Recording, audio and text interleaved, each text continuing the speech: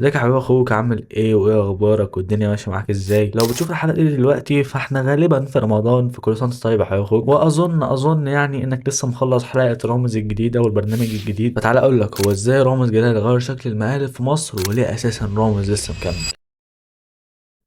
قبل ما نبدأ هات طبق القطايف بتاعك، ولو انت مأجل فرض من الفروض او مأجل ولد القرآن بتاعك او اي عبادة من العبادات روح اعملها يا متخاذل، وبعد كده ارجع للحلقة ويلا نبدأ. رامز ما بدأش في 2011 زي ما كله تقريبا بيقول. رامز بدأ في 2009 وما بدأش ببرنامج مقالب كمان. رامز بدأ ببرنامج مسلي جدا كان اسمه رامز حول العالم، والبرنامج ده على فكرة ناجح جدا يا جماعة. البرنامج ده رامز كان بيلف في العالم يعرفك على ثقافات انت ما تعرفهاش، وساعات كان بيطلع معاه ضيوف، وكان برنامج بجد لذيذ جدا. وزي ما قلت لك البرنامج ده نجح فشخ لدرجة ان في 2010 اتعمل له الجزء الثاني بتاعه اساسا، وهو برده كان حلو وبرده نجح. بس رامز حس ان لا كفايه رامز حول العالم وتعالى نعمل حاجه جديده. رامز حس ان هو لا انا لازم اغير، لازم ابتكر، لازم اعمل حاجه ما اتعملتش قبل كده. وفي 2011 رامز عمل اول برنامج مؤلف في مسيرته باسم رامز قلب الاسد. وهنا رامز فعلا مش غير من طريقه تقديمه للبرامج، لا رامز غير من شكل صناعه برامج المؤلف في مصر كلها. تعالى نرجع ورا حبه نعرف المقالب قبل رامز كانت عامله ازاي وبعد رامز بقت عامله ازاي. اول شكل وطبعا كان لازم نتدخل، البرامج دي اللي كانت مختلفه فيها عن رامز ان هي اساسا مش بتتعمل في نجوم، دي بتتعمل في ناس ماشيه في الشارع شبهي وشبهك، ممكن يكون منهم حد قريبك اساسا. هتيجي تقول لي يا عم احمد هو رامز اول واحد يعمل مقالب في الممثلين؟ يعني هقول لك لا طبعا، كان في كذا محاوله انك تعمل برنامج مقالب في ممثلين ومشاهير ومش عارف ايه. اشهرهم كان برنامج حيلهم بينهم، البرنامج اللي كان جاي من تقديم عمرو رمزي، وبالنسبه لي كان برنامج قوي جدا. برنامج معتمد انك تجيب الضيف وتقعد تقول له في كلام سم، انت حرفيا بتستفزه عشان يطلع اسوأ ما فيه. في ناس كانت بتعرف تهندل نفسها وترد ردود عقلانيه زي خالد صالح الله يرحمه، كان حلقته عظيمه. وفي ناس كانت بتتعصب، وفي ناس عملت احلى حلقه في البرنامج وهو استاذ طلعت زكريا الله يرحمه، عمل حلقه فشيخه. طلعت زكريا حول استفزاز عمرو رمزي لماده من الكوميديا العبقريه اللي لسه عايشه لحد دلوقتي. وبرضه البرنامج ده اتقلد واتعمل بكذا شكل مختلف، اخرهم كان برنامج عمله حسن العسيري اتعرض في رمضان 2025. المهم بقى يا سيدي ان رامز جلال كان مختلف في نقطه معينه، هو كان بيجيب الممثل يحطه في موقف عمرك ما تتخيل ان هو يبقى فيه. زي مثلا اول برامج مقلب رامز كان بيجيب الضيف يحطه قدام اسد، انت عمرك ما تتخيل احمد السقا او فيفا عبده قدام اسد اساسا. المهم بعد النجاح الكاسح لرامز قلب الاسد في 2012 رامز جلال بيعمل برنامج اقوى وهو رامز ثعلب الصحراء. برنامج جامد، برنامج متوسع اكتر بكتير من اللي قبله، بانتاج اعلى وضيوف احسن، وبالطبيعه نجح اكتر. ففي 2013 رامز يعمل واحد من اقوى برامجه طول حياته وهو رامز عنخ امون. عموما انا بحب تتر البرنامج ده فشخ، بجد من التترات اللي معلقه معايا من وانا صغير. انا فاكر ان اشهر حلقات البرنامج ده كانت حلقه هيفا وهبي، بجد يا جدعان هيفا وهبي شلفت رامز.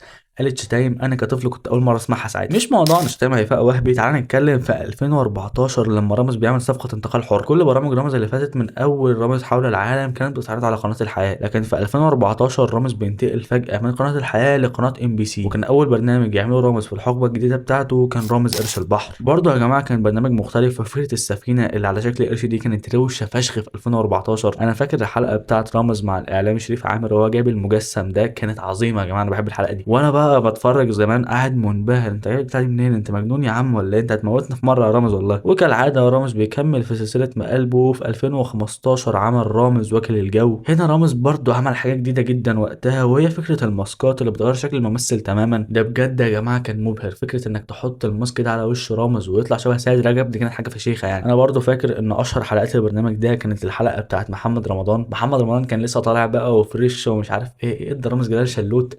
رامز جلال اتصاب بجد يا جدعان بسبب الشلوت ده. فبعيدا عن محمد رمضان في 2016 رامز بيعمل برنامج انا شخصيا مش بحبه بس بحب التتر بتاعه جدا، وهو رامز بيلعب بالنار. هو مش اسوأ من اللي جاي، هو برنامج كويس جدا بس انا ما بحبوش، ما بينزليش من زور يا جماعه. بس في 2017 رامز عمل برنامج انا بحبه جدا وهو رامز تحت الارض. تخيل يا صاحبي انك من انك بتجيب فيفا عبده ومحمد رمضان فجأة بتكون بتجيب شاروخان. طبعا دي كانت نقلة والناس كلها كانت مستغربة من اول الاعلان ازاي رامز جلال جاب شاروخان، دي حاجة عظيمة يعني. ومش محتاج اقول لك ان دي كانت انجح حلقة في البرنامج حتى لو ما كانتش احلى حلقة، بس فكرة انك جايب شاروخان دي كانت حلوة جدا وقتها. فده اللي خلى رامز في 2018 وقت كاس العالم يستغل صعود مصر ويعمل رامز تحت الصفر. ده بقى بصراحة برنامجي المفضل في تاريخ رامز جلال، انا بحب البرنامج ده جدا. يمكن اكتر حلقة انا فاكرها هي حلقة شيكابالا لما قفش ان في مقلب ومش عارف ايه وقرر ان هو يكنسل الحلقة ويبوظها. انا بقى اللي هو ايه ده البرنامج حقيقي بقى ولا ايه؟ ده شيكابالا جاي مش عارف وبتاع، بس يعني كلنا عارفين البرنامج ده متفق عليه. المهم يا صاحبي عشان ما نطولش، في 2019 رامز بيرجع ببرنامج رامز في الشلال. مش عايز اكرر واعيد وازيد في كلامي ان رامز نجح كالعاده وعمل برنامج كويس، برنامج لذيذ، برنامج الناس كلها بتتفرج عليه، بس احنا بنتكلم في النقط المهمه. ومن النقط المهمه جدا في كارير رامز هي سنه 2020 برامز مجنون رسمي. في برنامج رامز مجنون رسمي رامز عمل حاجه جديده جدا وحاجه مختلفه عن كل اللي كان بيقدمه. رامز قرر انا مش هعمل ماسك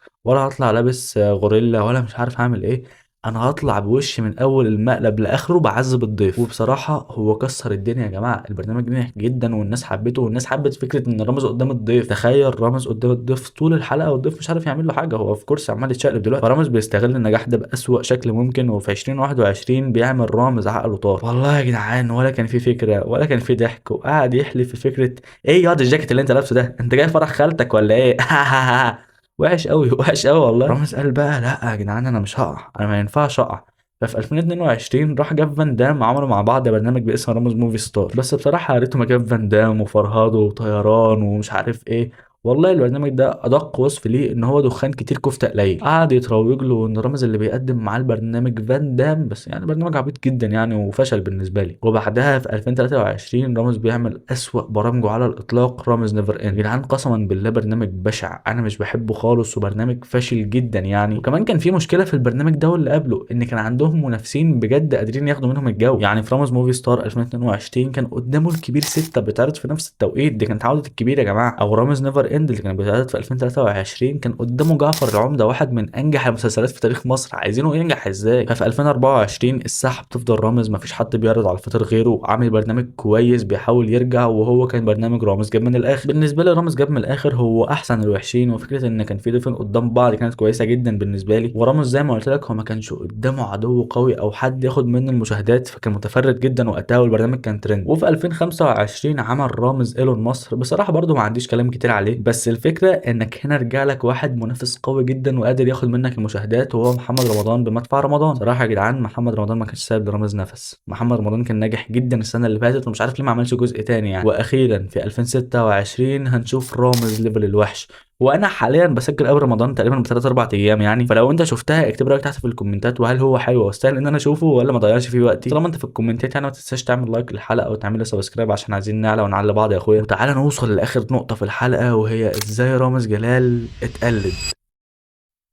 اول واحد بدأ سكة تقليد رامز جلال كان محمد فؤاد في 2014 ببرنامج فوقش في المعسكر. هو برنامج كان احلى حاجة فيه حلقة سعد الصغير والاكشنات اللي لسه بتموت من الضحك، فهو برنامج بجد كان فاضي جدا. وتاني حد خد سكة ان هو قلد رامز جلال بس كان نفسه طويل قوي كان هاني رمزي. يعني هاني رمزي بدأ في 2015 ببرنامج اسمه هروب اضطراري، وده كان المنافس الاول لرامز يوكل الجو، تقريبا هم كانوا نفس الفكرة، بس رامز كان عامل حاجة جديدة وموضوع الماسكات ده وبتاع، فرامز كسب بوينت يعني. طيب يا عم هاني رمزي في 2016 بيعمل هاني في الادغال، اللي كان منافسه مين بقى؟ رامز بيلعب بالنار، بس برضه رامز كان انجح وكسب بوينت تاني. طب خلاص تعال نجرب في 2017 ونعمل هاني في الادغال. ساعتها رامز كان مع مين؟ ساعتها رامز كان مع شاروخان يا صاحبي، انت فاهم احنا فين؟ يعني اظن واضحه مين كسب، مش عايزين نقعد نحرق في هاني رمزي بقى يا عم، هاني رمزي قيمه وقامه يعني. وفي 2019 هاني رمزي يعمل هاني في الالغام وكان قدام رامز في الشلال. دي كانت سنه استسلام وهبوط هاني رمزي، وقرر لا انا مش هعمل برنامج مقلب تاني، انا مش هقلب من نفسي تاني. وكان في محاوله فاشله من فيفا عبده تقريبا عامله السنه دي برضه برنامج مقلب، فانا مش فاهم هي عايزه تعمل ايه بصراحه، الست دي كبرت قوي يعني. في اخر الحلقه رامز مع انه بقى مكرر ومحلوب ودمه تقيل الا ان هو مازال ناجح جدا وملوش منافس. انا بالنسبه لي رامز بقى عاده ولازم افتحه على الفتره كده افطر على صوته، مش عارف ليه هو مش صاحبتي مثلا. فلو انت لسه مكمل لحد هنا فانا بحبك لانك جدع، وكمل جدعنتك دي باللايك والشير والسبسكرايب، وتبقى تحت في الكومنتات. بس كده، سلام.